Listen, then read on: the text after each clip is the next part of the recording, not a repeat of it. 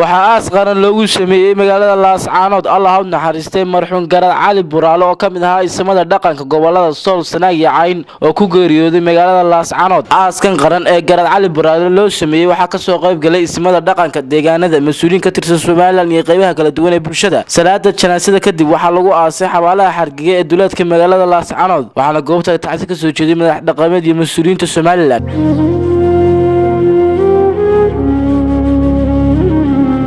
إنا لله وإنا إليه راجعون. waxaan ku sugannahay aaskii Garad Cali Buraale Xasan Shiil oo ku geeriyooday saddexdii bisha degmada Laascaanood ee gobolka Sool maanta lagu aasayo xabaalaha Laascaanood ee Hargeysa. waxaan leenahay dhammaan shacabka reer Sool iyo qoyskii ehelidii uu ka dhintay samir iyo Allah inaga siiyo. ilaahay waxaanu ka rajaynaynaa inuu ilaahay kitaabkiisa gacanta midig ka siiyo cid kasta oo hawshan ka qayb qaadatay oo inuu aaskan si qurux badan u dhaco oo shacabka reer Laascaanood iyo guud ahaan dadkii ka soo qayb galay waxaan leenahay aad iyo aad wad mahadsantiin. naf waliba waxay dhadhaminaysaa geerida waxa weeye naftanaad kugu jirtaa waa ammaano Allah bay xaqiisa ka timi Allah baa ka qaadanaya waqtiga loogu talagalay wamal maalu wal ahluna إلا ودائع ولا بد يوما أن ترد الودائع نفتادا يهلكاك يا مالك وأمانه أمانة عدي رهيد باقادنا يسا إنا لله وإنا إليه راجعون. ما أنت وحنا تشوفنا قبل كسول حبالها حرقيقة هلكن وحنا كواسني قراد كيني قراد علي براله الله إلهي ونحرسته إلهي وحن كبر يا سمري إيمان إلهي نقصي أهلدي يا أصحابتي يا أمد الصومالية بميل والبيت شوك تبع إلهي سمري إيمان هاي نقوض الشيء. إن إلهي راجعون كل النفس ذائقة الموت.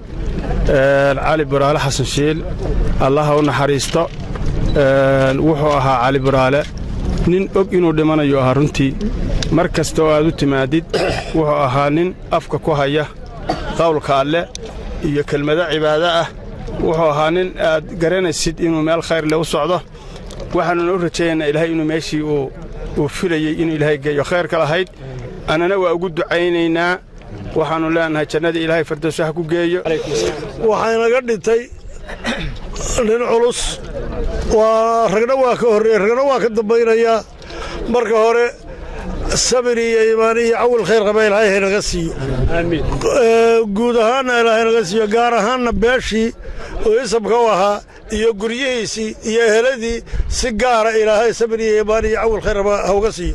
halkan sabri iyo iimaan baanu ilaahay waxaan uga bareeray janna firdawsi ilaahay geeyo in ilaahay kitaabkiisa midigta uga dhiibo in ilaahay dadkii uu ka dhintay iyo dhamaantay waa naga dhintay sabri iyo iimaan uu naga siiyo baanu ilaahay uga rajaynaynaa. waxaan u mahad celinayaa oo aad iyo aad ugu mahad celinayaa dadweynaha kala duwan madax iyo mijabale meelaha fogfog iyo meelaha dhowdhow intaba ka yimi ee nagala soo qayb galay sida wanaagsan waji furnaanta leh hawlkarnimada leh.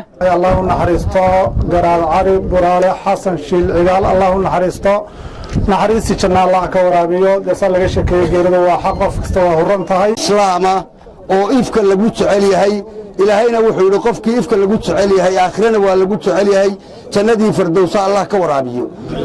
Garad Cali Buraale Xasan Shiil gabadha weyte ilaahay jannadii firdawsa ka waraabiyo amiin qabriga Allah u waasiciyo ilaahay waxaynu ka baryanaa kitaabkiisa midigta Allah uga dhiibo amiin jannada albaab Allah uga furo. Farxaan Maxamed Aydiid Ariel TV Laascaanood.